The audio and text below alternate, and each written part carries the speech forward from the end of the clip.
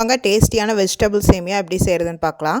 அதுக்கு ஒரு 50 கிராம் காஞ்ச பட்டாணியை வந்து நைட்டே ஊற வச்சுட்டேன். வாட்டரை ஸ்டெயின் பண்ணிட்டு ப்ரெஷர் குக்கரில் ஆட் பண்ணிட்டு தேவையான அளவு உப்பு, அது முழுகிற அளவுக்கு தண்ணி போட்டு 3லேருந்து 4 விசில் ப்ரெஷர் குக் பண்ணி எடுத்துக்கோங்க.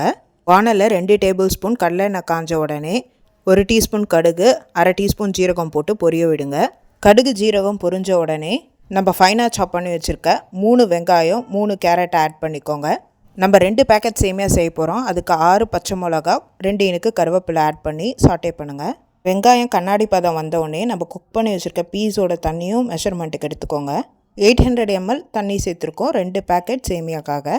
வெஜிடபிள்ஸ் எதுவும் ஆட் பண்ணலன்னா 100 ml தண்ணி குறைச்சிக்கலாம். தண்ணி கொதித்த உடனே உப்புமாவுக்கு தேவையான அளவு உப்பு ஆட் பண்ணிடுங்க. அடுத்து சேமியாவை ஆட் பண்ணிடுங்க. இந்த சமயத்தில் உப்பு காரம் கரெக்டாக இருக்கான்னு செக் பண்ணிக்கோங்க. தண்ணியும் சேமியாவும் ஈக்குவல் அளவு வரும்போது இன்னொரு தடவை செக் பண்ணிக்கோங்க. உப்பு மட்டும் ஈக்குவலாக வந்த பிறகு நம்ம வேக வச்சுருக்க பீஸை இந்த டைமில் ஆட் பண்ணிக்கலாம். ஒரு மிக்ஸ் கொடுத்து 5 நிமிஷம் தம்மில் வச்சிங்கன்னா டேஸ்டியான ப்ளெயின் சேமியா ரெடி. செஞ்சு பார்த்து எப்படி இருக்குன்னு சொல்லுங்கள். நான் வந்து பீனட் சட்னியோடு சாப்பிட்டேன். இது தேங்காய் சட்னி, நாட்டு சர்க்கரை எல்லாத்துக்கூடையும் ரொம்ப நல்லாயிருக்கும். செஞ்சு பார்த்து எப்படி இருக்குன்னு சொல்லுங்கள். Happy cooking, healthy living.